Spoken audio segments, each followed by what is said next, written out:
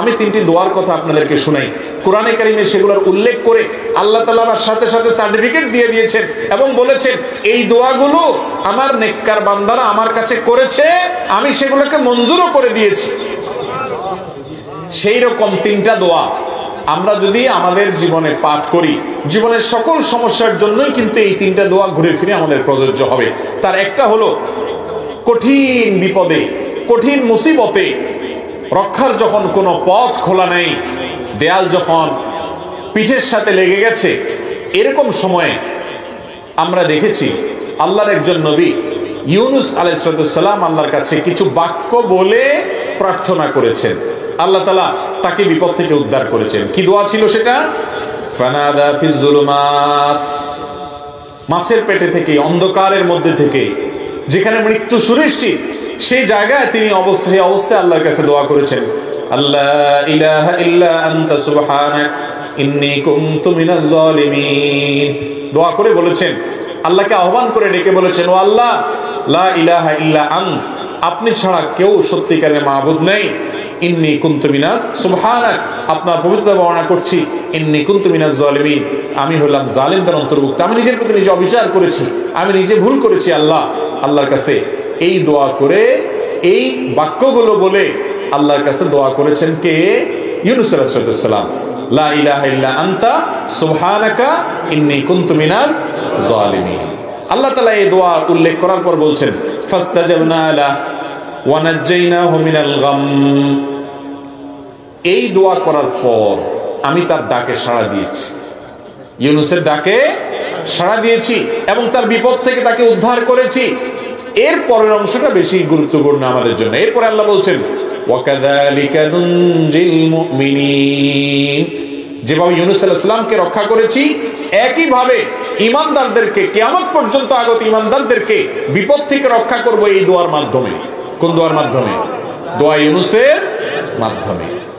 যে কোনো বিপদে পড়ে গেছেন, কোরআনে বর্ণিত কবুল হওয়া দোয়া, নিশ্চিত আল্লাহর কাছে গ্রান্টেড কবুল হওয়া দোয়া, আল্লাহর নবীর দোয়া আল্লাহ কবুল করেছেন, সেটা আল্লাহ জানিয়েও দিয়েছেন। আবার ঈমানদার বান্দারা করলে সেটাও কবুল করবেন, ওয়াদা করেছেন। শুধু তিনি ওয়াদা করছেন তা নয়, নবী করিম সাল্লাল্লাহু আলাইহি সাল্লাম বলেছেন, আল্লাহর কোন বান্দা যখন ইউনুস আলাইহিস সালাম এর দোয়া লা ইলাহা ইল্লা আনতা সুবহানাকা ইন্নী কুনতু মিনাজ জালিমিন, এটা মূলত আল্লাহর প্রশংসা মাখা একটা বাক্য, যেটার মাধ্যমে দোয়াও লুকায়িত আছে, আল্লাহর কাছে প্রার্থনা আছে এর মধ্যে অন্তর্নিহিতভাবে। এই বাক্যের মাধ্যমে যে ব্যক্তি দোয়া করে, নবী করিম সাল্লাল্লাহু আলাইহি সাল্লাম বলেছেন, সে দোয়া কবুল না হয়ে পারে না।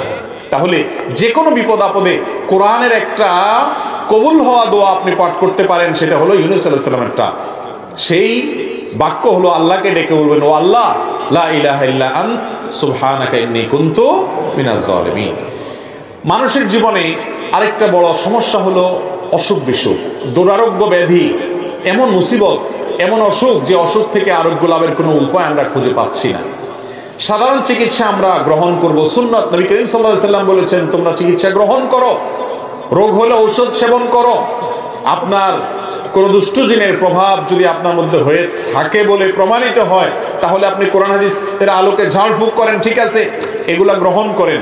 তবে মূল কাজ ওই আসল জায়গায় দরখাস্ত করে রাখেন, কারণ মঞ্জুর হবে সেখান থেকে। আর সেটার জন্য আল্লাহ নবী আইয়ুব আলাইহিস সালামের একটা দোয়া আল্লাহর খুব পছন্দ হয়েছে, কোরআনে সেটা উল্লেখ করেছেন। ওনার দোয়াটাও আল্লাহ তাআলা কবুল করেছেন। তিনি কি বলেছেন? তিনি বলেছেন, আন্নী মাসসানিয়াদ দুররু ওয়া আনতা আরহামুর রাহিমিন। তার অসুখটা ছিল অনেক মারাত্মক অসুখ, অনেক কষ্টের অসুখ, যে অসুখের কারণে তার কষ্টের শেষ সীমানায় তিনি পৌঁছে গেছেন।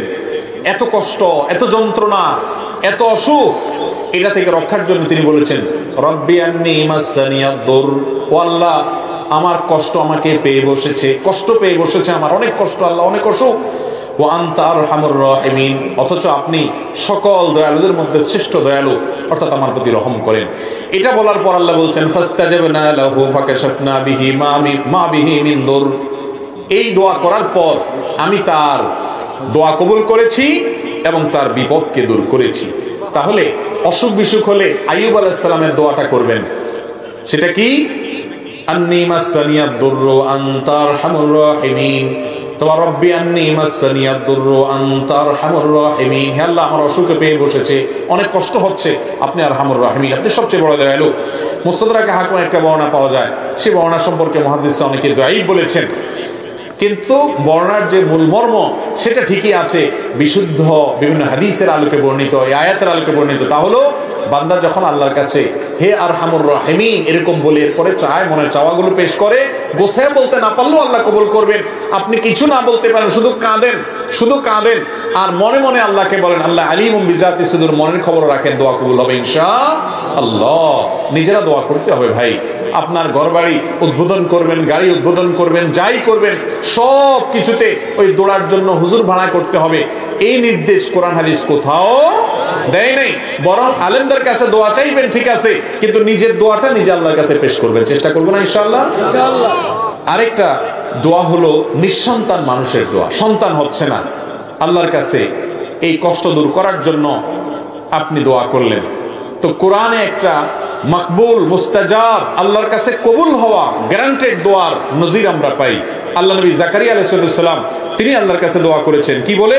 ওয়া জাকারিয়া ইয নাদা রাব্বা রব্বি লা তাদারনি ফারদা ওয়া আনতা খায়রুল ওয়ারিসিন। আর জাকারিয়া আলাইহিস সালাম তিনি আল্লাহকে ডেকে বলেছেন, রব্বি আমার রব, লা তাজারনি ফারদা, আমাকে একা রেখেন না, ছেলে নাই মেয়ে নাই নিঃসন্তান এরকম একা রাখিয়েন না, ওয়া আনতা খায়রুল ওয়ারিসিন। আল্লাহর কাছে এরকম দোয়া করেছেন। আল্লাহ বলেছেন ফাস্তাজাবনা লা, এই দোয়া করার পর আমি তার দোয়া কবুল করেছি। ওয়া ওয়াহাবনা লাহু ইয়াহইয়া, এরপরে এই দোয়ার মাধ্যমে আমি তাকে ইয়াহইয়া নামক সন্তান দিয়েছি। তাহলে জীবনে যে কোনো কমন বিপদে, শত্রুতা, বিপদ, মুসিবত, দেয়ালে পিঠ থেকে গেছে, ইউনূস আলাইহিস সালামের দোয়া পড়বেন, লা ইলাহা ইল্লা আনতা সুবহানাকা ইন্নী কুনতু মিনাজ জালিমিন, আল্লাহকে ডেকে এগুলো বলবেন। আর অসুখ বিসুখ হচ্ছে, দুরারোগ্য ব্যাধি অথবা যে কোনো রোগ হয়েছে, ছোট হোক বড় হোক, আইয়ুব আলাইহিস সালামের দোয়া করবেন, আন্নী মাসসানিয়াদ দুররু আনতা আরহামুর রাহিমিন। আর যে কোনো মানুষ নিঃসন্তান অথবা সন্তান হচ্ছে, মনে মতো হচ্ছে না, ছেলে হচ্ছে মেয়ে হচ্ছে না, আল্লাহর কাছে দোয়া করবেন জাকারিয়া আলাইহিস সালামের দোয়া। সেটা কি? রব্বি লা তাযারনি ফারদা ওয়া আনতা খায়রুল ওয়ারিসিন। এই তিনে দোয়ার পরে আল্লাহ বলেছেন আমার নবীরা অমুক অমুক, এইভাবে আমার আল্লাহ বলেছেন তার বান্দাদের এই দোয়ার পরে ফাস্তাজাবনা লা, আল্লাহ তাআলা তাদের দোয়া কবুল করেছেন। অতএব কোরআনে কবুল হওয়া ফরম্যাট এই তিনটা দোয়া যদি আমরা করি, জীবনের সকল সমস্যায় কোরআন বর্ণিত দোয়া আমরা আল্লাহর কাছে করার সুযোগ পেলাম। চেষ্টা করবো না ইনশাআল্লাহ? আল্লাহ তাআলা আমাদের সবাইকে কোরআন এবং হাদিসের আলোকে বিশুদ্ধ পদ্ধতিতে আল্লাহর কাছে দোয়া করার তৌফিক দান করুন।